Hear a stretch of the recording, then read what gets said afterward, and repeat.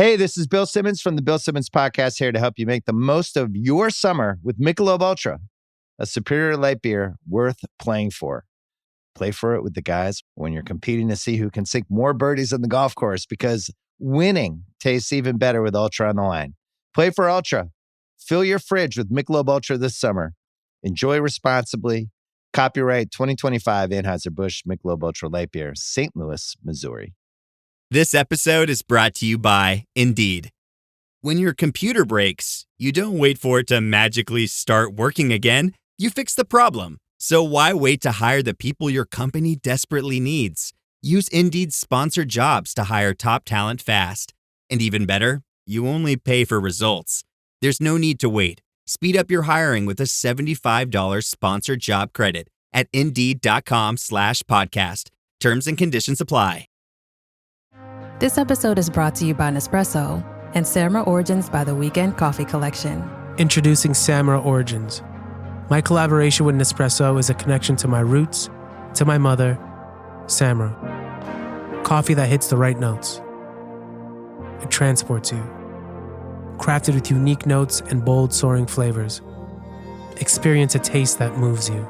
Nespresso and Samra Origins. Discover more at Nespresso.com. After 240 minutes of rugby, the Lions have pipped it. 3 games, 2 wins, and just +1 on the aggregate. With what felt like about 100 or so Irish players and staff, 1,000 more expats and travelling supporters on the ground, I think this one could be rightly claimed as ours. And who better than 3 Irishmen to discuss it all? So let's kick off the show.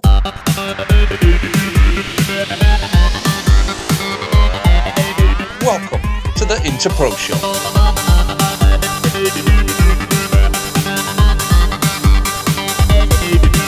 Hello and welcome to the latest episode of the Interpro Show, your home for all things Irish rugby, as we discuss the latest news, highlights, gossip from around the professional and amateur men's and women's game in Ireland. I'm your presenter-in-chief, Ciaran Scully, and I'm joined as always by Ulster Adam and Limerick Ben.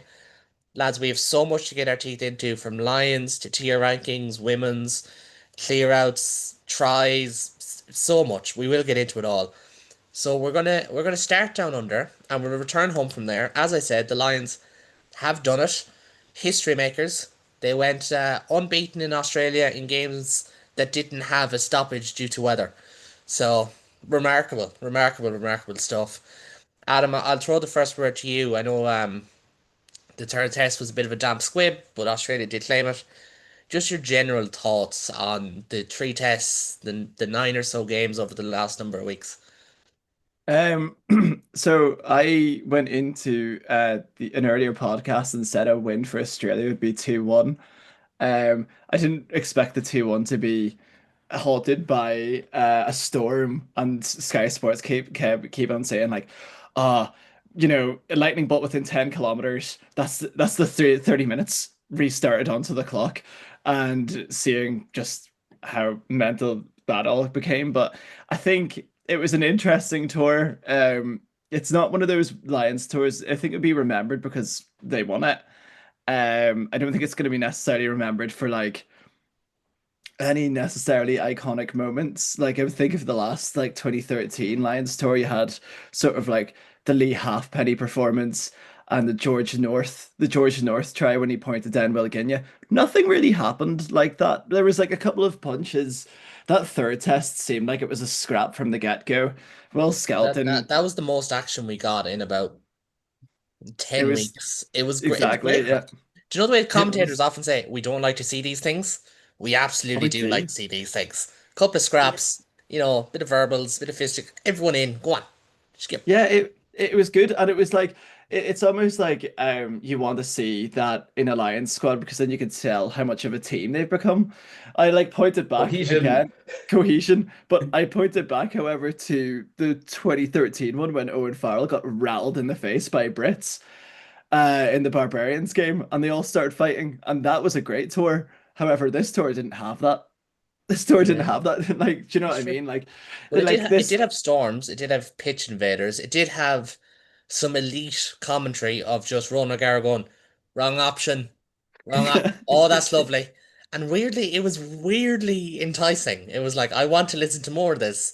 Him and Bigger could do a podcast, and I'd listen to it. And that's Yeah. what I'm so surprised about this. If it gets I'd bigger take away off the from this. money Like, pod, then that's a bonus.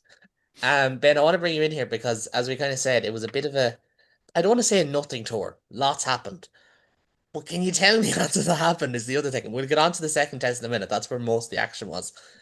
But I'm also, going to throw a curveball at you, though. Lions win this 2-1 by a +1 aggregate. Battle of the coaches, the minds, everything about it. Who do you think is the winner between Andy Farrell and Joe Schmidt? Because we will get on to Andy Farrell in a couple of minutes. I just want to get your take on this. I genuinely think Joe Schmidt. Yes, he had everything wrong in the first test. The first test, and I had a joke, and I think I put on X, was they sent Joe Schmidt to World Cup in Japan for test one. And it was almost like he's forgotten everything that he was doing. He had no game plan. He had Will Skelton running around like a headless chicken.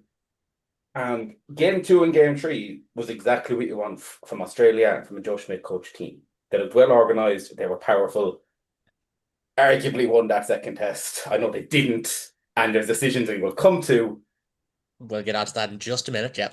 but Australia win that test. Third test was a clinic. Even without the lightning break, was an absolute clinic. And like Adam made the point that we said 2-1 a couple of weeks back would be a good result for Australia. They'll be fuming they didn't win that series. yeah. Well, I'm gonna let you weigh in on this, Adam, and then I'm gonna throw a tweet up on screen. So your thoughts on the incumbent versus the master, if you can call it that, between Schmidt and Farrell. I think it just sort of like the first test. I thought it was like, oh, is Schmidt a bit like washed up? Is he a bit washed up? Yeah. Is that the case? Sort of like lent Andy Farrell into this sense of, oh, I can call up Owen. And he did. He's not gonna see this coming. Oh no, he actually did. Yeah, but I think Joe Schmidt in the second test and the third test, there was a lot of like I know it's probably going to be said in the thing, but the back three play of the Lions, bar Hugo Keenan in that second test, the wingers like and well Freeman was quite bang average, let's just say. I'd say in those couple of tests, and I could honestly say that the Australian wingers had it completely right. Just every time they played, they were just like scoring in tries. It was a weird one. I think Joe Schmidt was it was sort of that tactical masterclass that we used to see when he was at Leinster and in Ireland. He has to get beat once to figure out what's going on. Do you know what I I mean? mean, there was an element to that actually to Joe Schmidt's Ireland tenure where Yeah. that second game he ever had against Australia was one of the worst performances Ireland put up for about 5 years. And then Hmm. they should have beaten All Blacks a week later. The tweet I've put up on screen for anyone on audio is Tom English of BBC Sport, a Limerick man like Ben, of course. He said Lions spoke constantly about winning the series 3-0. That was their target. They were completely outplayed tonight, being the third test. Scary how close they came to possibly losing the series. Some world class players, but not a world class squad. Yeah. Who wants? Do you know what? I'm going to weigh in first. I think this is pitch perfect. This Lions squad, and I've said it before, I don't think it's as deep as say 2017. I think that's the bar of one of the best Lions squads in a long, long time. Hmm. But at the same time, you go through, say, like, I'll just base it off of minutes because that's a kind of an easy way to kind of scroll down through things. But if you go through like who played for the Lions, Tygburn, most minutes, undisputed, he was unbelievable. Thought Hugh Jones did well. But if you're looking at their world class players and like you're looking at say, okay, Toji and Russell did well, fair enough. Don't think Bundy was at his best. I don't think Bundy or Tui Pilati were at their best. I think Gibson Park was fairly close to it, to be fair. Jack Morgan, Tyke Furlong was not at his best, but at his late career best. Kinghorn wasn't at his best, neither was James Lowe. Josh Van der Fleer as well. Like a lot of players who you had high hopes for, Andrew Porter, they weren't like, and you can talk about like cohesion and you can talk about all these things. And there is a theory that goes around that the big downfall of cohesion is the longer you play a team, the more their cohesion goes up, and yours just you can't max it out anymore. Yeah. You know, it's like when you reach the top level of a game, your progress stalls. Everyone else can still keep going till they reach yours. And I don't know. And like, Adam, I'll come to you first in this one. Do you think it's fair to say that the Lions not underachieved? They won 2-1. It's an unbelievable achievement, don't get me wrong. But after everything that was said, and we basically had this trend of, people on podcasts, not this one, of course not this one because we're brand new, basically going, sure, if the two of us went down to Australia, we'd beat them. And doesn't that kind of add to the deflating nature of like, yeah, do you know? Yeah, the state of Australian rugby before this Lions tour was like in such disregard. They're almost sort of like the Wales in Southern Hemisphere rugby. Like they would be sort of that class. Not necessarily all the losses, but like it's one of those where they they were good. They were very good, and they're sort of like limping at the minute. But this one, like they almost need to, like this is the start of their 2 year wind up to their home World Cup, isn't it? So Yeah. they needed something out of this tour. If it was a 3-0 damp squid game, which most of like sort of like your Sky Sportses would say, oh, we haven't had a 3-0 since 1971. Okay, Well, we that have, just not in the Lions' favor. I think they forgot that yeah, yeah, that's the 2005 thing. Yeah. was an utter embarrassment. And like, I know we've said it before, there was a couple of comparisons with 2005. I think the likes of the new Sephora thing with the camera during the third I test was don't one know. of them. Like all What we was were the watching point? was Finn Russell playing like, I don't know, Candy Candy Crush. Crush? Yeah, something Yeah, like that yeah. on his But phone, or what was the just point of Nucephora being on the test? that's an entirely different question. Oh, But I we've a lot to get through, lads, so I do want to move on. But just finally to yourself, Ben, like yeah, on this, the idea that this was not like very good squad and maybe didn't reach the most out of what they should have. And then you look at like Alex Mitchell, 8 games played, averaging 25, 26 minutes. We did the maths there beforehand. Marcus Smith mainly on the bench. There was really no, I don't want to say there was no plan B, but it did feel like a lot of the test team was settled and nailed down in stone. And like someone like Scott Cummings, who was playing better than James Ryan up until his selection, and we wish James Ryan all the best with his injury. It was very unfortunate. But there is moments of that like you look at a Lions tour, which is so nebulistic from the outside looking in, and I always get this from people I work with who aren't into rugby. They're like, "Do you care about the Lions?" And I'm like, "No, like obviously not. I just want to see tactics." But I'm a nerd like that, and that's why I'm doing a podcast at 11 a.m. on a bank holiday Monday morning. But again, just kind of to that, Ben, kind of just not the best, and it kind of leaves this sense of like it was fine, and I did see someone saying kind of pre-seasony at times, and I don't think that's unfair either.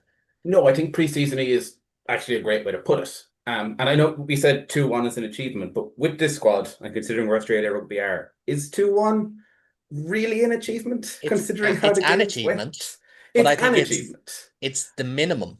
It's It exactly. It's the minimum expected going into this. Was the Lions would win, we'd take 2-1, it should be 3-0. Squad wise, it's a fault of Farrell in general. He has his 23, he has his 15. He has it for Ireland. He mostly has it for Leinster. And he came into the Lions squad and said, "This is my 23." He lost Gary Ringrose. Fine. He brought in someone. He made a centre partnership work very well. James Ryan would have started. James Ryan would have not come off in Test 3 if he hadn't got injured. yeah, I like Andy Farrell, but the Lions showed everything. They showed the exact issue with Andy Farrell's squad. Just it's cohesion. It's this it, 23. If that doesn't work, cool. That 23 goes and does it again yeah, every can single time. yeah. can I Go on, Alan. add one more thing to that? It almost, I can't believe I'm saying this. It makes me appreciate the Warren Gatland selections in 2017, Yep. for example, because no, in Oh, he's right. Don't 2017, don't tell him. no, Don't no, tell him. yeah, I won't tell him. I won't tell him. But it like the 2017, you had much more um fluidity. You had much more like I'm gonna play this Irish centre with this Welsh centre. I'm gonna play this Irish centre with this Scottish centre, Scottish Welsh, and be like. Whereas Andy Farrell, you had to be Irish and Irish. You had to be Scottish and Scottish. Right, Like lads. you Right, lads. had. Lads. Do you It's know what I 2025. mean? We can't get into these questions. We can't. It's too risky. We're gonna No, have but gobshites in our comments. no, but No, the Lions. The beauty of the Lions is trying out those combinations. It's the beauty of the Lions is seeing your favorite player play against the one that you hated And in and that's what he got February in praised Six for. In Nations. fairness, in fairness to Farrell, and I'm not defending him out of like a loyalty or anything like that. I don't have a loyalty to anyone.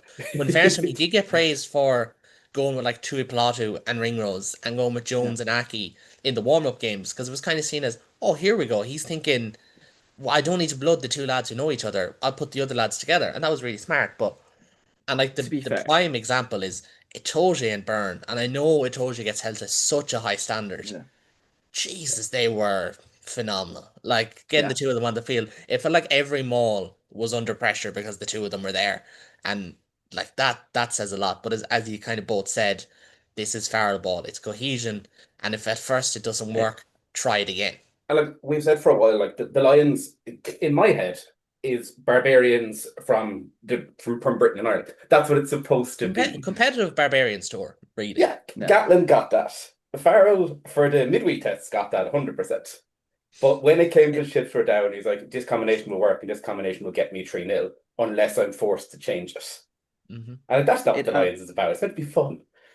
yeah. Go on, Adam. And it answers the age-old question: what would a center partnership of Jamie Osborne and Owen Farrell would be? But like, you know, Well, they did it they was did play actually, together. In fairness, I'm sure it Owen actually, Farrell never seen that coming. Well, I'm sure Jamie Osborne was probably told in advance, but and that's again the funny part of the whole like, and like credit to Owen Farrell. I actually think he did all right. I he know actually, yeah, yesterday he not as did too. well, or not yesterday, Saturday not as well, but like this whole thing of like, oh, Jesus, Owen really knows the playbook. It's like really. I wonder why. Oh, it had the Because playbook inside his not crib. only is the base layer what Ireland have been doing since 2020, the base layer of that is what Stuart Lancaster were doing at Leinster. So where do you think that came from? Like this isn't like, and I didn't watch Happy Gilmore 3 or 2. This isn't Oh, like this great film. new reimagined thing. It's not. It's It's really good. we've all seen this before, and we won't get into that because I don't want to talk about it. But Happy I just Gilmore want to or talk. Cohesion? Which one? Sorry.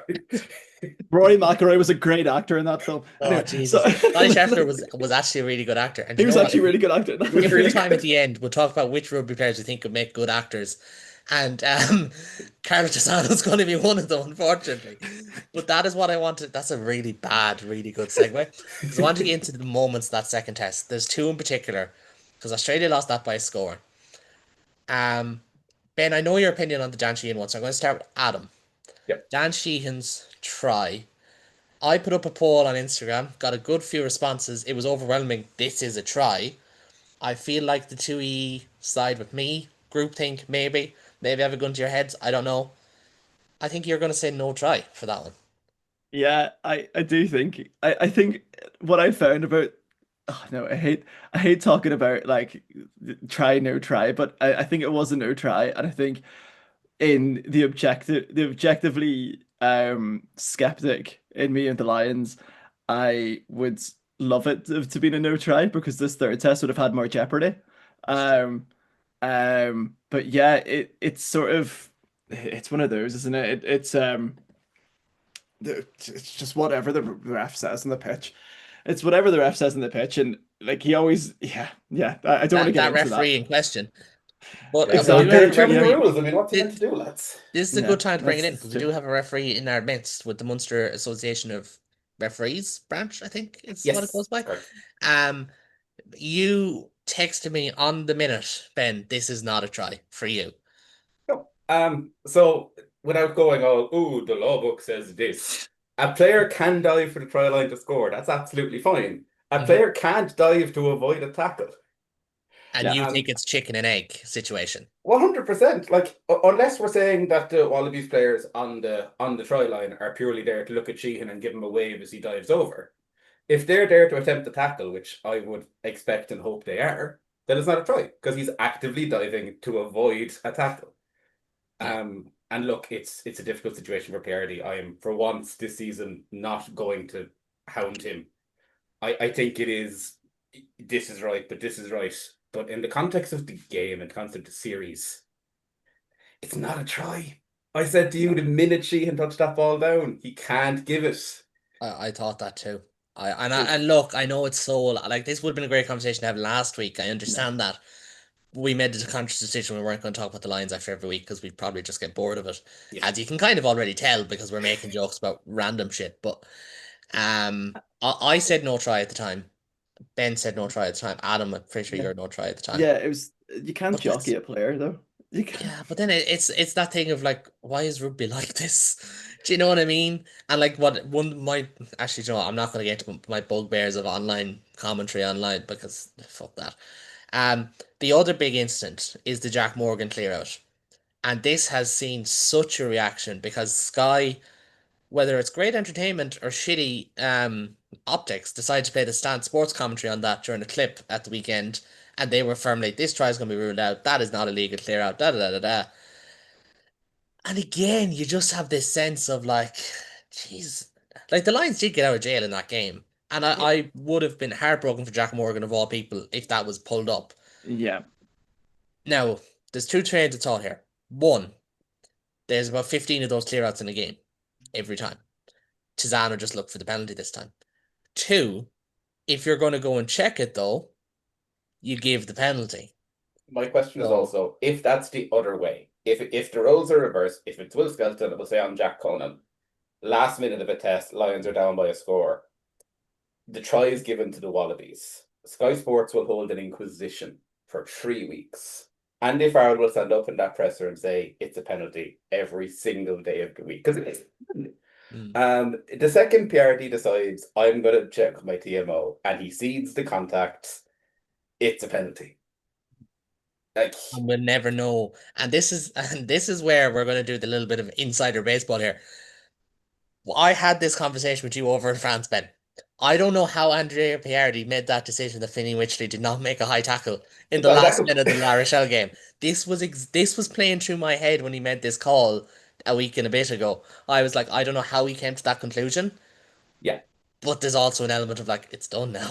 it's You done. know? I like we were in without going back to last season. We were both in La Rochelle. I was 2 rows back from where that tackle happened.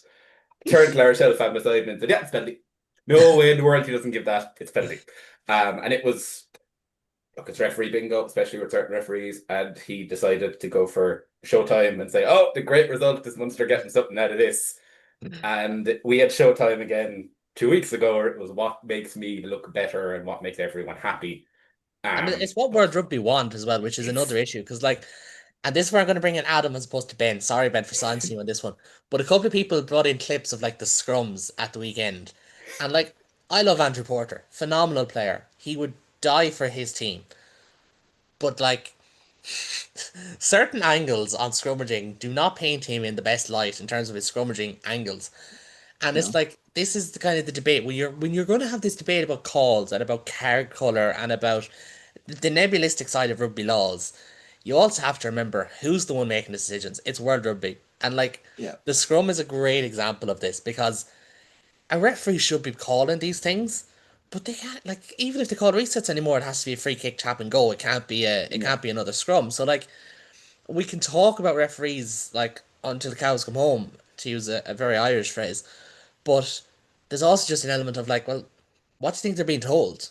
Like, I'm sure PRD was told, like, I'm not sure PRD was told that was the right call, but I'm sure with the Sheehan one, there's at least one person saying to him, there was no right call there. Do you know? Yeah, it's the constant changing in referee and like opinion and whatever referee you get. Like back in the day, like I'm talking about 10 years ago, you know what type of referee you're gonna get when you see Roman Pott or George Clancy, which used to never had the experience of having that in a game. But like That's you know what type of ref you're getting there. Whereas now you do like what type of play am I getting the one from last week or am I getting this one from this week? It's like that's like sort of what I mentioned the other week about how World Rugby is struggling to find a class loose head prop because the rules are changing all the time in the scrum I don't even think the loose head props know what to legally do and what legally not to do, which is why we're talking about this Andrew Porter. How is he getting away with these sort of degrees? How is he getting with these angles in the scrum? Is it what he's getting coached? Is it like is he getting told to like tiptoe along that line of what you can get away I with? think they are. Because yeah, that's what scrums were. That's what Well, scrums always were. But to move nowadays to it's move away more from of scrums for a quick second, look at the mauls. yeah, 90% of mall turnovers these days are probably borderline illegal because yep, it's usually yeah. not a case of did he swim up? It's more of a case of did I catch him swimming up yep, the mall? It's not actually whether they do or not. Ireland are Um, excellent at coming up along the outside. Referees here, hmm. we'll just send Burn up along here and hope the touch judge looks somewhere else. And yeah, like Burns' turnover at the weekend was brilliant. I do think that one was more legal than others, Yeah, but I've seen him win mall turnovers before. The one against Saracens back in January was a stonewall penalty, and I'm sure Mara Itoje was thinking at that stage, No, maybe not on the on the moment of that whistle, but I'm sure he was thinking at some stage, yeah, I'd have done that too, like Yeah. 100%, because like two of the best mall disruptors, and if we'd loads of time, we'd get into all that. Yeah. I was gonna say, Ben, guys as well, do you not think like the line out ref doesn't get involved as much as they used to now? No, Like I remember a time when the line out refs used to like hold out a flag if they saw something, or they would at least like say something in terms of penalties. Now they just sort of come up towards the referee and stand and look at the screen. What did you think about There was a thing a couple of years back. It that? might have been EPCR that did it, where it was use your TMO as opposed to using your touch judges. It was one of the professional bodies that like you have a TMO who's seen everything. That will cover Yeah. every angle known to man. Use them. But then you have makes Is, decisions like sense. we've seen where is Makes that sense. more is that more of a TV thing? Like, because this is something I'm just gonna pull from the air. I know I'm gonna pull this analogy out. In the IPL in cricket, they call for TMOs. They call for TMOs on purpose because they get a lot of money in adverts in India for those split 5 seconds of what they have. So were they looking at that in terms of like, are we looking at an NFL style? Is that where How it's do we going? mute Adam? How do we mute a particular person? No, I don't think there's a TV involvement for rugby, but I do think when it comes to TMO, there is an element of like, should There's we a look at novelty what to it. TMO can and can't call? Because Mhm. even as it is, and I say this about hurling the whole time, again, non-Irish listeners, hurling, one of the greatest sports in the world, do look it up. But it's just too hard to referee at the moment. And like a lot of Yeah. sports are.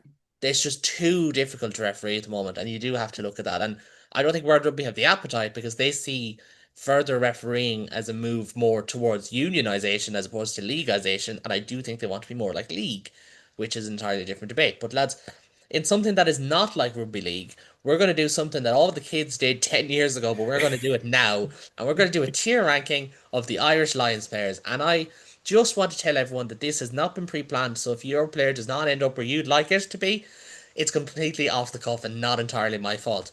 But here we go. So, sorry, I probably should have been ready to hit share screen straight away, as opposed to having to get the tab up first. Oh, have you got all the wee photos with their faces on it? I do. I had to make them portrait and everything. I had to download them Oh, one by one. It wouldn't let me download you're like a heap of photos. we're we're proper proper influencers now, lads. At Lions proper Rugby. yes, YouTube influencers. Get it on TikTok. Right.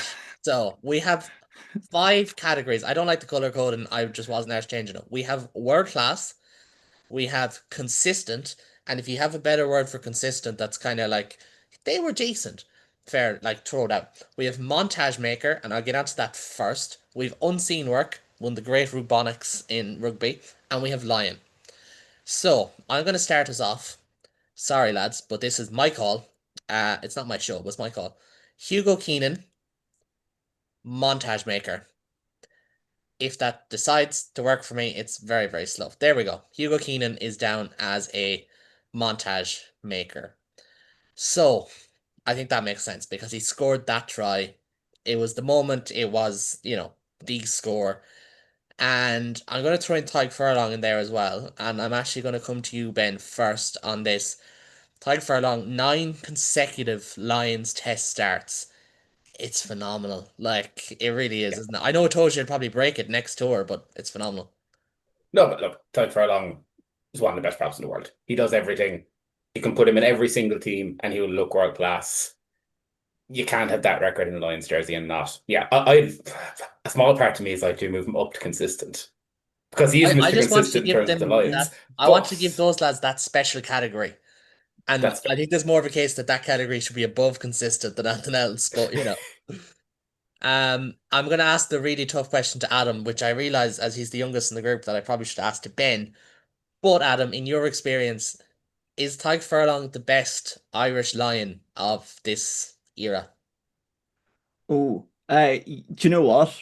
If you told us like a couple of weeks ago, I think we mentioned how we were sort of skeptical about this tag for a long pick because the question was, does he need club rugby or is he just class and international rugby in general? And I think he is probably the best Yeah. Irish Lion in the professional era just because of how he could even push for the next Lions tour. He'd be like, he hasn't played in 12 like in 4 years, but here he is. Good man of a Um, trip. That'll really set off the 2005 vibes if that happens. but he Yep. is he looks like he shouldn't be an athlete, but he is a class athlete. Like he puts in the shift and he does put in the work as well. Like he's an unbelievable player, and also he seems to be a sound fella as well. So fair play to him. Adam, I'm going to stick with you. I'm going to give you this executive decision. I think we might just take it like one, two, three Yeah. from here. Andrew Porter, world class, consistent montage maker. I want to lock that one, but I can't technically. Unseen work or lion. Um, I would put him down as consistent. Consistent. I'd say We can consistent. revisit them all at the end if we're not happy. So Yeah, I think he's done the like almost like the work that he kind of should have done, but then in parts we say about the scrum as well. But I think he was coming up against a tough opponent in Ellis Genge, and Ellis Genge was pretty class. And Andrew Porter coming off to be that sort of what is it, impact player that he needed to be, like it's sort of like stabilized some parts of the game. So I put him down as consistent. yeah, that's fine. Ben, this is the easiest one in the world. Dan Sheehan, world class or world class? Yeah, Dan Sheehan's world class. Dan Sheehan is That's pretty handy. If I can just get, if it'll get up there now. No, it won't. Don't mind me. I might just pass off Ronan Kelleher. First. Actually, no, I'll do Ronan Kelleher. I think Ronan Kelleher was good in fits and spurts, but didn't have his best tour. I'm gonna put him as the first guy in the Lion category. yeah. He was Um, better. He was better than Cowan Dickey. Like, no, again, I hope he recovers Yes, from his but injury. It wasn't hard. Adam, we have two more props to go. Both tight heads. I know you're both connoisseurs of the tight head prop situation. Finley beat him. um, I'd also put him down as a lion. Everyone sort of would have expected him to make this big sort of imprint on the squad when he came in, and he it wasn't like necessarily like we all knew that Andy Farrell had us 23, so it was a bit difficult to get in that 23. But he did well in the midweek. I think he was sort of that midweek player that he needed. Ben Thomas Clarkson. oh, Lion. If there's a lower category, he goes there. Lion. I mean, he only played once, Yeah, that's what so I mean. Like it feels unfair to have to Yeah. put Clarkson in here, but he's in the squad, so Lion. Plain. um, we have one more person that, I mean, like Dan Sheehan, it is world class or world class. It is Ty Byrne. Now, I again have to maneuver him up the ladder bit by bit Like because Burn gets his own category, just called Tyke Burn. yeah, I mean, but then I suppose you could argue that for Ty for Dan Sheehan as well. But like player Can he get the series, ads by Google Space? yeah, honestly, um, it's like Ty Byrne along with Dan Sheehan. I know it's not a sexy thing to say in the general rugby consensus, but I think Ty Burns one of the best locks in the world. I think he's top three, hands down. I know people don't necessarily agree with that.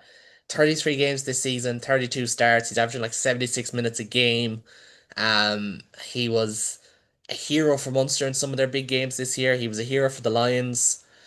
Again, what more can you say? The next one, we have the big mean green Joe, Joe McCarthy up next. Adam, I'm going to throw that one to you. I feel like I feel like He, it's between one or two categories here.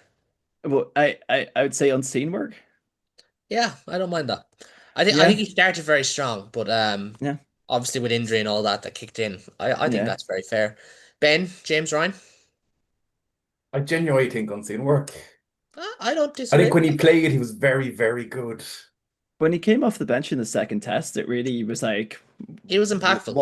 yeah, it was like, where's this James Ryan being? Do you know And what like I he mean? surprised me because start of this series, I was like, he is going in the bottom category. He won't do all that well. Whatever James Ryan we got to start of last season, but he was genuinely excellent. Yeah. And Mhm. you have to kind of add a discrepancy there that anyone who plays better in a test match than say, the Waratahs or whatever, that does count for more. And it It should does. count for more He's a because big game player, Yeah. which sounds really like a Leicester thing you're going to see written on the side of a wall somewhere beside "Never stop, never stopping." But he is. yeah, no, genuinely he is. Josh van der Fleer is a tough one for me. I'm gonna go with unseen work. I know this is their second from bottom category. I actually think Josh Van Fleer didn't have a bad tour. He just kind of looked a little bit small at times. I think Curry was probably more impactful. I thought Morgan really thrived because he was playing in kind of wider spaces. I thought Josh would at least get one test match, but he didn't, and Yeah. that's just look, that's I just would the way argue it is. no test match to drop them down one. I think that could be argued as well, but then Ronan Kelleher played three tests. Yeah, yeah, that's fair. So See, there's that too. the, Adam, Jack I Conan. And I before we get into think can this, Jack Conan, very high minutes, very high work rate. I think he has to go up high. get consistent borderline world class. He was unbelievable. It was one of those where I think one of the pundits said like, how can Ireland have Doris and Conan? Like if Conan wasn't in that sort of Jamie Heaslip to Doris CJ Stander sort of era, that's where he first sort of came in. Like he's quite unlucky that he had like three really great eights. But the fact that he is also himself a really great eight that would probably walk into what maybe like a Scotland, a Wales, borderline England squad. Do you know what I mean? He was unbelievable this tour. I thought he Yeah. really pulls it out for the Lions. And like On the point six. you said earlier, is there an argument that Conan is going to be Ireland's best line this professional era? No, because I think you can't. I think the He's gap not between him and above Furlong is too Furlong. He's big. just been consistently in every single tour Yeah, he's been I there mean for. six straight test starts is Yeah, phenomenal for a Wild. lad Yeah. who before like not even the fact that like before like midway through the Six Nations 2021 he was playing well. Before that England game, before CJ Stander announced he was going to retire, no one would have had Jack Conan in that squad. They'd have just Yeah. penciled in CJ Stander. So Yeah. for me, yeah, he's right up there. like I appreciate me saying this, considering I've been very vocal in recent years about how we shouldn't be in the Irish squad, but he legitimately Fine. has been excellent. There's something about timing your run, like it has to be said. And a lad who's good at timing his run when it comes to just his general all-round play. Maybe not at his very best, Ben, but Jemison Gibson Park, I It- think the combination with him and Russell worked better than I expected it to be yes, honest. and purely for that, he gets consistent in my head.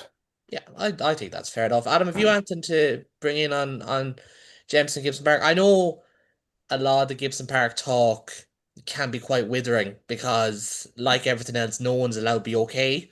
Everyone is world Yeah. class or just not good enough in Ireland. But like, I think he had a good tour. Do you know? Yeah, I think he needed to do what he needed to do with Finn Russell outside of him. Because we talk about Gibson Park being a very he plays off nine. However, he had to sort of suit this role where we play off Russell. And he also did have glimpses of when he plays off nine as well. And I think that's what the beauty of that combination was. He needed to do what he needed to do. Nothing exceptionally flashy, but when you compare him to the other nines on the tour and the other nine, like for Australia, you think he was a great scrum half. He was probably the best scrum half on the tour. Do you know what I mean? So Yeah. yeah, I'd agree with that.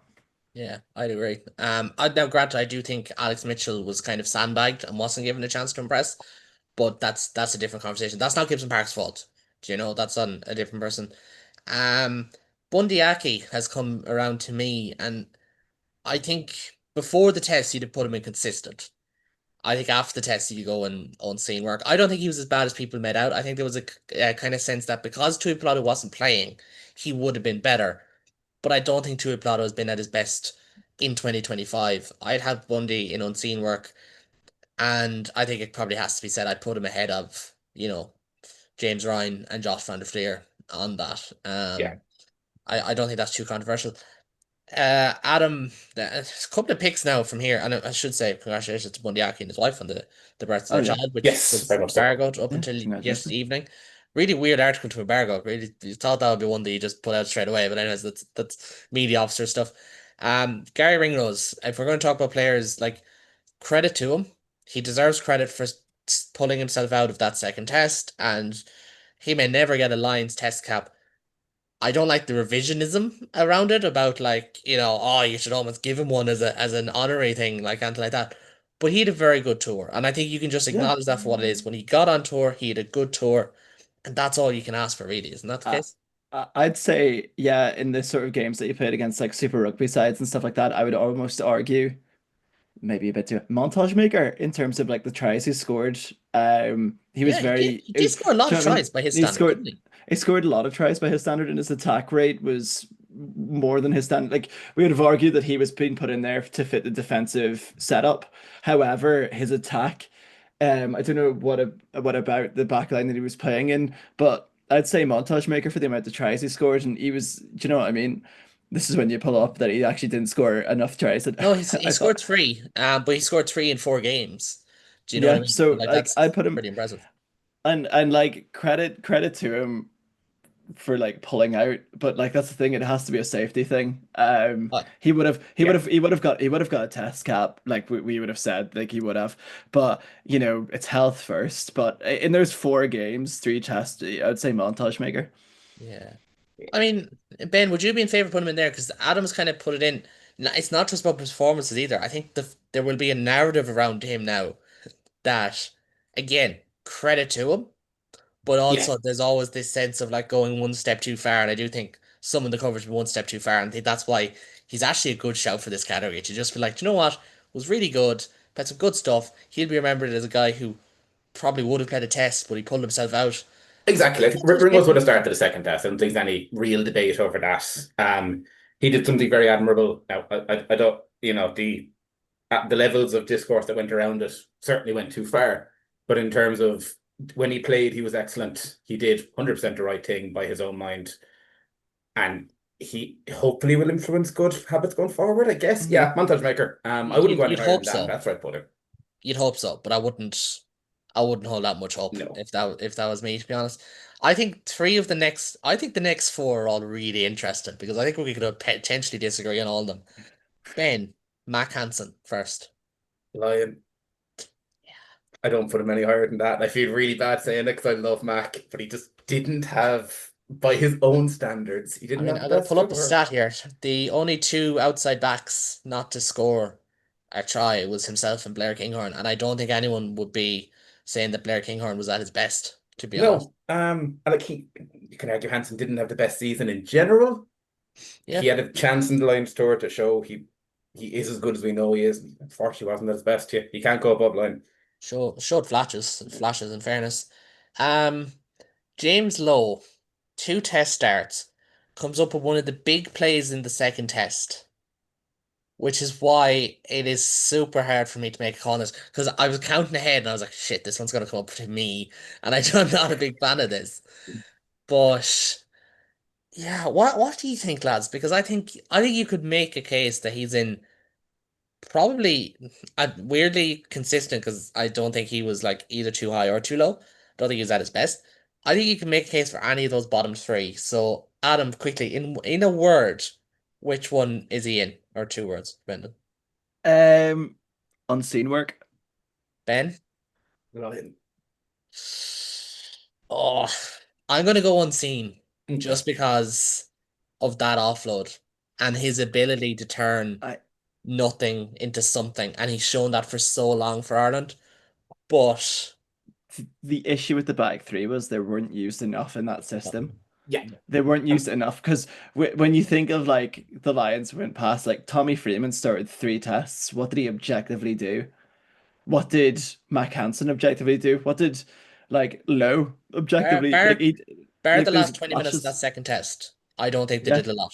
Freeman made a no. couple of good carries where he just got in someone's inside shoulder and he's deceptively strong. But that's about it. Yeah. Ben, it comes to you for I'm pretty sure we 20 names. I'm pretty sure I skipped something here. Oh no, sorry. Who's this? Low was mine. Sorry. So yeah. Adam, Oh um, no. Jamie Osborne is yours. Oh, do you know what? I know he only played twice.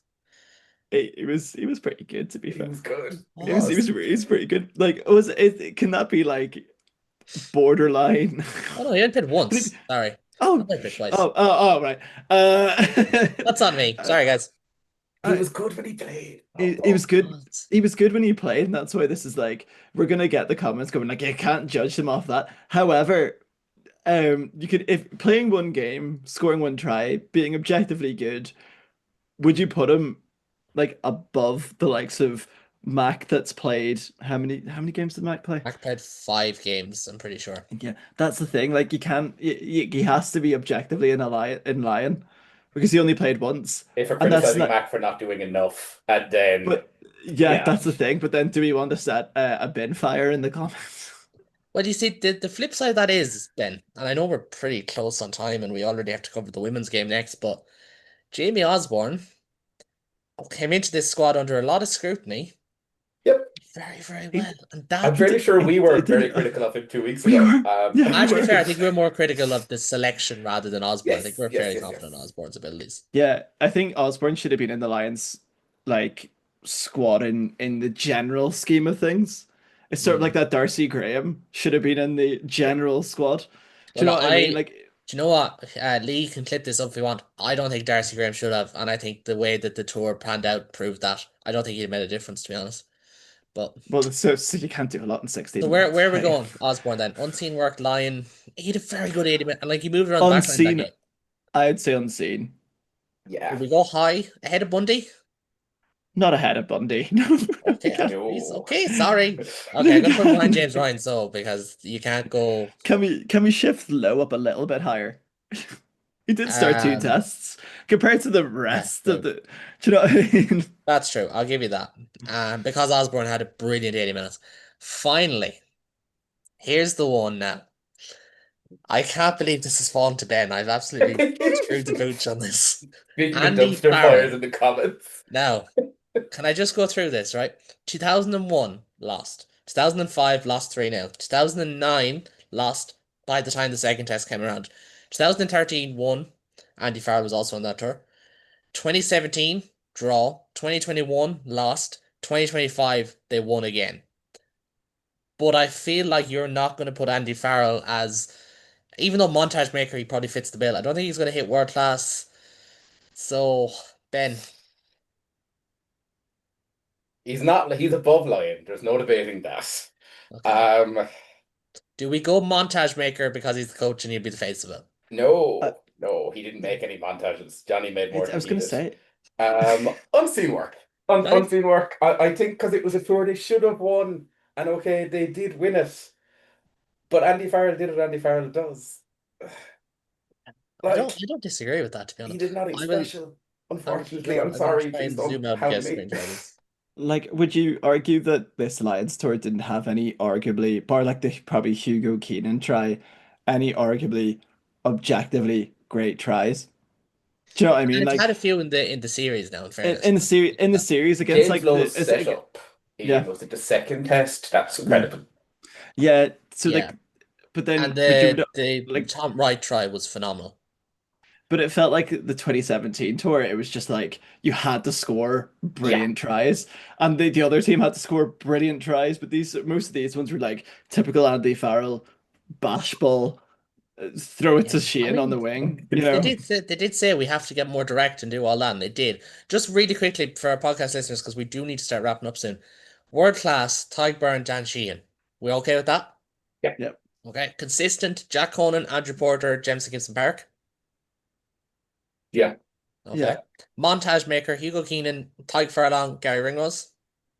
hmm Okay. Yeah. And then unseen work, Joe McCarthy, Bundy Aki, James Ryan, James Lowe, Jamie Osborne, Josh Van der Fleer, and Andy Farrell. yeah. Vanderfleer. Van der Oh, Fleer is an interesting one. it's very interesting. Could we go, like, because I don't think he played badly, but It it, wasn't the spectacular World's Player of the Year, Van der Fleer that no. we've seen. And that's And my point. It Are we going wasn't line? Vanderfleer who can be Vanderfleer. if it was Van der Fleer, Tom Curry wouldn't have been in the squad, like in that test squad. Yeah. Okay, we're going line. And did Tom Sorry. Curry play unnecessarily well enough to be in that? Do you know what I mean?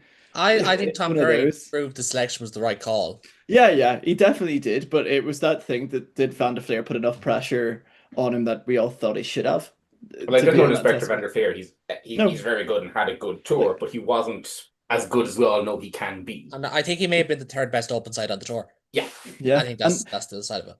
the thing about this tier list is that the comments need to know that there's no bad tier in this. If No, you're a no, no, no. lion, They're all still if you're lions. if you're a lion, you are incredible. Do you know what I mean? Well, I don't want any solicitors' letters, so especially Yeah. because they won't be able to send them to Lee because they'll be like, where am I going to send this to? So we've changed that for anyone on audio. Unseen work is now Joe McCarthy, Bundy Aki, James Ryan, James Lowe, Jamie Osborne, and Andy Farrell. And in the lion category, it is, or we should change that to just be a lion because that seemed to be a tag word for a while. Ronan Keller, Josh Van der Fleer, Mac Hansen, Finley Beelum, and Thomas Clarkson. Gentlemen, thank you very much.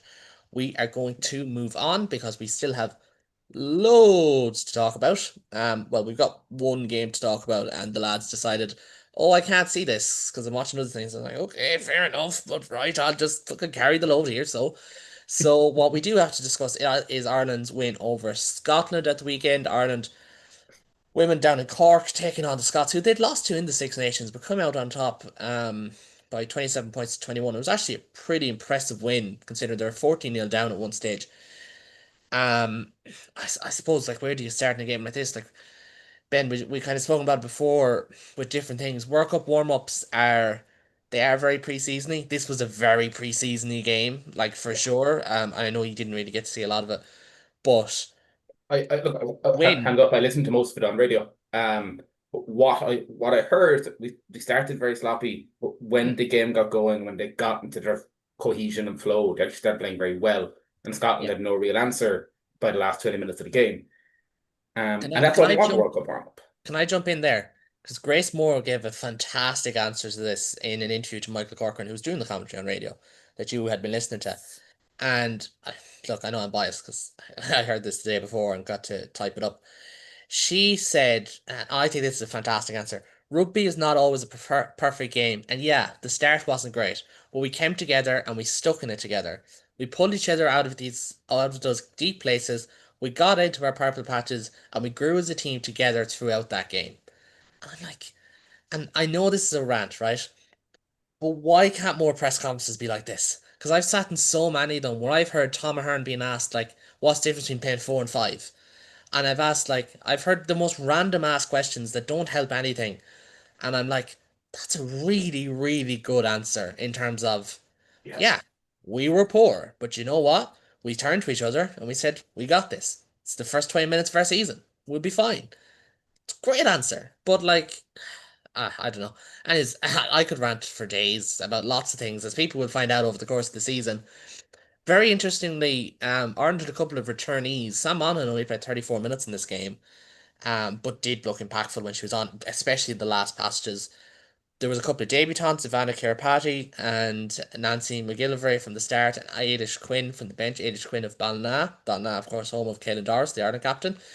They all have interesting stories, actually, because Nancy McGillivray as well she was born over in, I think she was born in Hong Kong, or had been living there Oh, underage, and that's where she picked up rugby, was in Hong Kong, playing sevens and playing tens rugby. She later moved to England, ended up in a Red Roses training panel, and in something that we don't see too often by Ireland, when she wasn't capped, Ireland decided to call her up because they said she's Irish qualified. This one could be an absolute star for us. oh, that's class. Okay, It's brilliant. a really cool That's story, really and good. like credit to off the ball and Susanna Mullen who spoke to her afterwards, and that's how I found out most of this. Just like some really really like cool background, and as well as that, Yeah. Ivana Kiripati, I'm lucky enough to know her father quite well.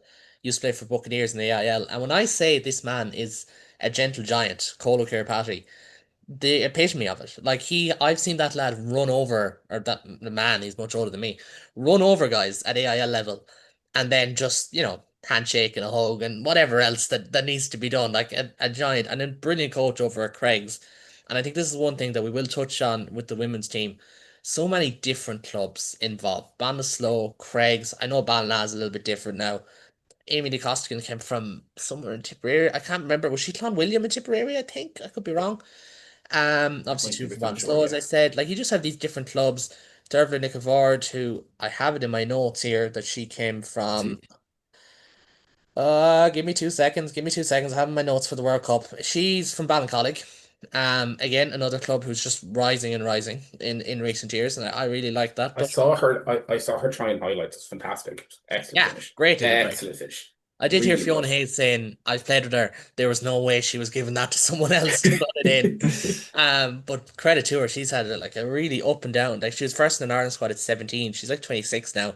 Yeah. And she had injuries and she took time out of the game and loads of different things. And I think that's something that they thought the green wave will be a buzzword that you'll see in Irish media over the month of September and the end of August.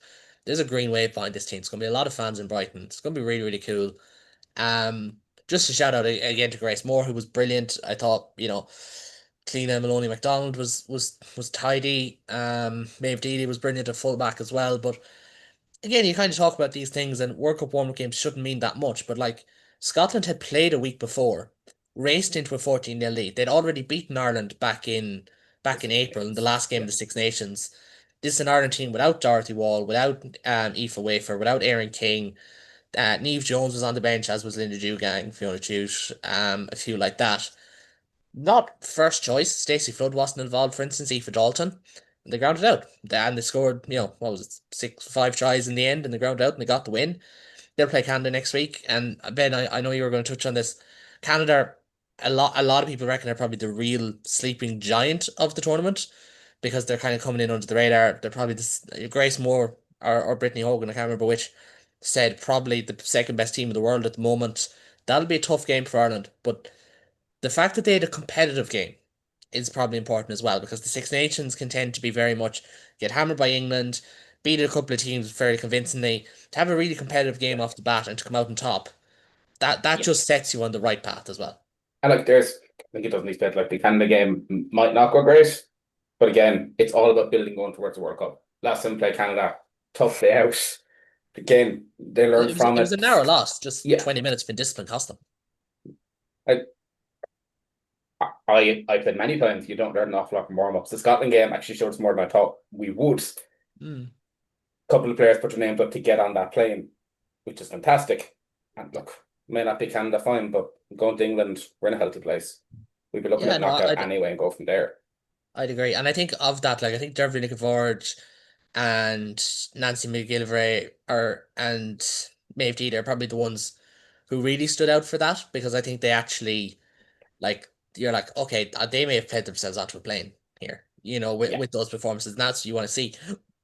You don't always see it with the men's because it's more of a 4 year cycle, whereas the women's it's more 18 months to 2 years because there's more turnover of players, as would happen in a semi-pro game. But and just moving on because, like we said, we'll be talking about all passages of Irish rugby over the coming weeks. The women's Interpros kick off this weekend, and the first round, if I have it open, I do. It's These Leinster host Ulster on Sunday in Energy Park at 2:30. Munster take on Connacht in the Musgrave Park at 4:15. Both the games on Sunday, both games on TG Carr's YouTube page, I believe. Some games may be on TV, I'm not 100% sure how that's going to work. But to be on their YouTube channel, should be available for the likes of Adam to watch as well. They should be worldwide, unless BBC iPlayer pick up a few games. But again, like this is kind of the buzzword you always hear in rugby, off Broadway. This is off Broadway because a lot like there's like 40 players in the Ireland camp. But you still look at some of the squads. I know like Leah Tarpey's a big name absentee for Leinster because she picked up a knock. Maeve O'Gleary is captain Munster, for example. She's more than good enough to be in the Ireland squad if injuries had been kind to her. I think I this was could down be in very competitive. I was down in Newell last week when Mm. it was a Munster women and Connacht women provincial warm up game. Where they did 420s rotated through squads, with the last 20 being as close to full 15s as possible. Prendergast at 9 looked fantastic for Munster. And also Chloe Pierce just carrying like literally like the reincarnate CJ Stander, just barreling through As people. always, as always. Was it's made me really excited for the Pro Series because Leinster, while looking strong, don't look as strong as they have in previous years. Munster in a really good place. Connacht, I didn't get names because, as I said, we weren't given any team sheets. But the Connacht wingers looked insane. It's just speed for days, and their 9 was super quick. I've seen nothing of Ulster as of yet, but I'm really, really excited for the Interpro series. Yeah, well, I'm going to throw out, it's not a random name, but we will get on to random names in just a minute. Adam, do you know who's actually coaching the Ulster women this year? Oh, is it Eric O'Sullivan? It is. It is Eric Oh, O'Sullivan. Yeah, Eric O'Sullivan, He's yeah. he's actually the fiance of Fiona Chute, who's in the Yeah. Ireland squad. And he was originally with them as a scrum coach. He's now taken on a defense coach role, I believe, or Yeah. a general assistant coach role. Yeah. He will be doing scrums as well. But that's really cool to see as well because I've said it before that more things in Irish rugby should be streamlined. I Hmm. would have been very vocal in 2022 or 2023 that we should have had a statement from the men's players about what was happening in the Yeah. women's game in Ireland. I think we need like one player comment on it over the course of that Mm. Six Nations, which was wrong in my opinion.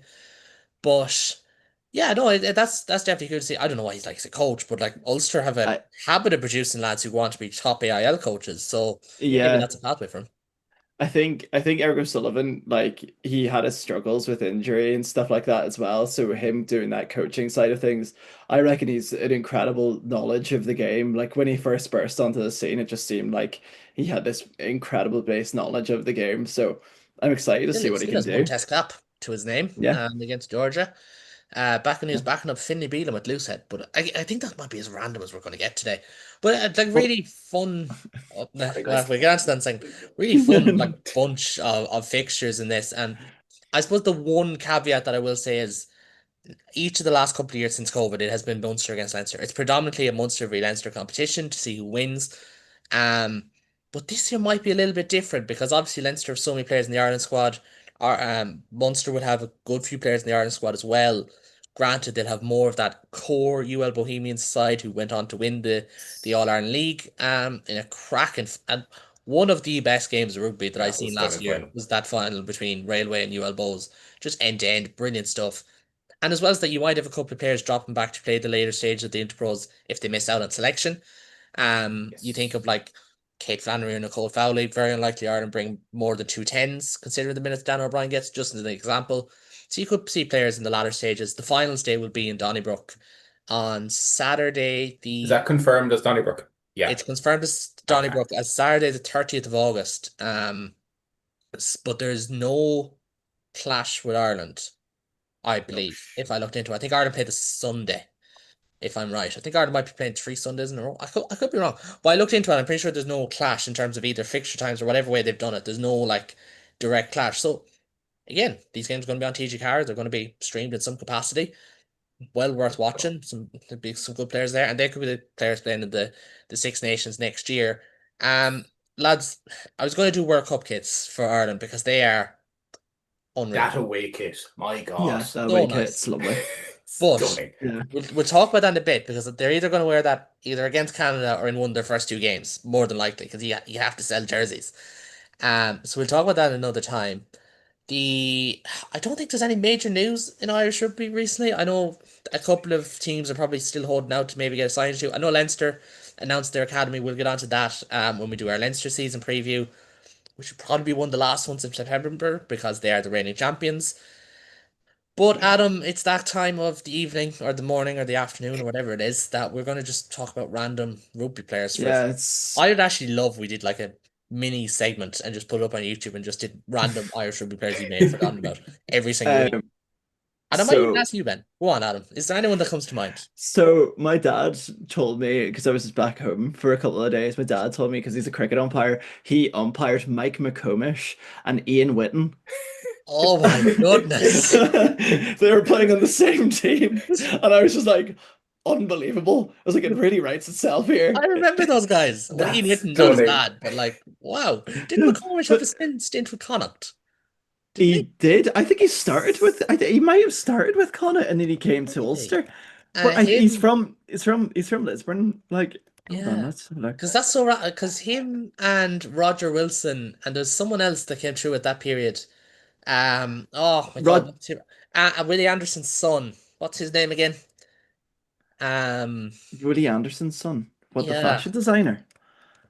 No, not the fashion designer. His son also played for Ulster slash Connacht. Hold on, My I'm gonna God, try to that say. is incredible. Mike McComish is 6'3". Jeez, he was a big man. Yeah, That's class. Mike McComish is a massive like bodybuilder now. Like he was Yeah, big when he was What? playing. Yeah, says yeah. it here. Wow. There's another player I can just Christ, he's shredded. Oh my Yeah, I know goodness, that's what I mean. he's Yeah, shredded. yes. Yeah. And, we'll just Christ share it on the above. screen. Yeah, yeah. I'm gonna throw that out. I need to share my screen. This is so Yeah. random, but it's so brilliant. He's Right, wild Mike now. McComish. I'm There's sorry, people. I'm sorry if this has to get an NSF what Q warning. Um, You're gonna have to put your ID into YouTube to see this podcast honest to now. God. Well, only in the UK. Sorry, But I'm after clicking see, the running. yeah, Opening up a new tab. Ah, damn it! I'm after losing it. Oh, no, but Guys, see another one that I could pull out of my head as well. Sean Doyle, who had a stint at oh Munster, yeah, didn't he? See, yes. Kiwi guy. yeah, Yeah. That yeah, man's 40 something. yeah. Wow. It's Jeez. You've got some fucking catching up to do. Ben, do you know anyone that comes from? I know you name dropped Chloe Pierce, who's one of the best women's players in Munster for the last 10 years, and a proud. She is Limerick, isn't she? She is Limerick, yes. She is Limerick. A proud Limerick woman at that. Have you anyone that comes to mind? I know Mike McComas, Sean Doyle, and Ian Whitten. One of them less random than the rest, to be fair. Yeah, anyone that comes to mind? For some reason, I think I may have said it previously. I don't know why. Ulster 9 Angus Lloyd always comes into my brain every time I think of a player. I don't know why. Hold on. He Wait, played keep once chat- in total, keep chatting. had an excellent game, and then never appeared again. He went did he back play to against? Dublin. Is he a doctor? Yeah, I think he's Dr. Angus Lloyd now. Yeah, I think he's doctor. But I swear, I've got a picture of him when I was 14, and I'm taller than him. Which was really saying something. I vividly remember him playing. We were in the terrace and being like, "Oh, Was he's it- very was good," but he just never It was appeared against again. Ulster. It was the Yeah. time they mic'd up Simon Zebo. If you look it up, Simon Zebo mic'd up, and there's at one stage where he's like, Angus, well done, Angus. Oh my god, that is Angus random Lloyd. as hell. That I could is get so a random. couple of Connacht ones who'd be random enough. Oh, do you remember? Hold on, I'm just looking through my Instagram now. The former scrum half. I'm gonna have to Paul Rowley. No, that's too random. How about Sam Windsor? Sam Windsor, I remember. wow. That name might scream Ulster Rugby a little bit more than other names. Do you know who's after coming to my head now? Because you were on about a Clontarf player. Do you remember Leo O'Vaha? He was like the next Leinster number 8, was with Old Belvedere. Big, powerful guy, just before the Jack Conan era. Yeah. Ah, lads, we could get a couple of minutes out of this every week. Is that Pete? Hey, I'm Peter Manning. No, but look at how young I am. Yeah, you're really showing yourself up there, man. Baby I'm P. very sure of myself up. Very sure of myself up. I'm old enough to remember squad photos with like Tommy Bowe in the Ireland squad and things like that, and and Paul O'Connell in the Ireland squad. But I suppose so are you as well, gents. We'll leave it at that. We're gonna have to do this, and if not every week, every 2 weeks, because this was very, very fun. I could just point out. Hold on, I've got one last thing. I've got an Ulster Science shirt from 2013, 2012 that I can just label out. Look, there's Michael Heaney's signature. Ah, the man, the myth, the legend, Michael Heaney. Right below where Ruan Pinar signed. Ruan Pinar's there. Michael Heaney is somewhere there. So Maybe in another day when it's really quiet, we'll talk about why Ruan Pinar leaving Ulster was the best and worst thing to ever happen in Irish rugby. And both, because it would have to be both, because John Cooney went up there, became a country icon. But gentlemen, we'll leave it at that for this morning. I have this tonight in our notes, but we decided to record in the morning time. We'll be back later on the month. I know it's a little bit stop-start. It's just, the way it is. To kick off our season previews, we will have a dedicated episode on each of the 4 provinces. We're going to start with Connacht, and then I think we're going to go Ulster, Munster, and then Leinster. We have loads of different segments. We're going to do like depth charts. We're going to do, new signings. There hasn't been a lot of new signings actually in Irish rugby this year. Yes. We're going to do predicting our teams, predicting the matches. Adam, you're going to say? I was going to say we've got like a couple of props. That's an Augustus. Yeah. Yeah, I suppose Angus Bell is a pretty good signing. I'd like a prop. But yeah, we would also like a prop. Sorry, I'm the Connacht representative on this. I'm the neutral representative, really. But yeah, that's all to come. That'll be coming up at the end of the year. We're actually going to be just timed it right that we're going to be on in time for the Women's World Cup. So we'll be covering each and every one of the Ireland Women's Rugby World Cup matches. So please do stay tuned for that. If you do like what you see or hear, or if you've got a random rugby player that you want to drop in, maybe you are a random former pro rugby player and you want to drop that into our comments. Please. That would be something. That's the dream. That's the the dream dream. that we get. Like, instead of doing that, we just bring them up on Zoom randomly. Like, here's That David requires a McElwain. lot more planning than you would imagine. I promise we'll do, but if you want to come on, that's fine. Yeah, if you want to come on. If you do like what you see or hear, make sure to smash the like, subscribe buttons on YouTube, wherever you get your podcast. Turn on that bell icon to be notified for when we are back, but it will be around World Cup time. If you do have any questions or thoughts, or you are a random rugby player, you can get us on Twitter at the Interpro Show. You can get us we're on Facebook as well. We're on a load of different platforms in the comment section where producer DG is always watching. But from me, Kaelon, from all the team, from Adam and from Ben, and of course we'll hope to have a Leinster guest on in the near future. Until next time, slán on the spot.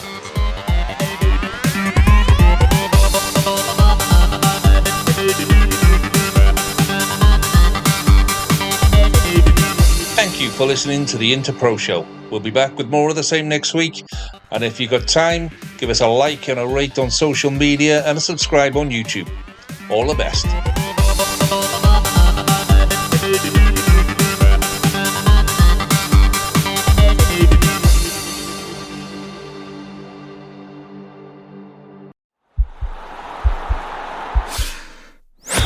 This podcast is part of the Sports Social Podcast Network.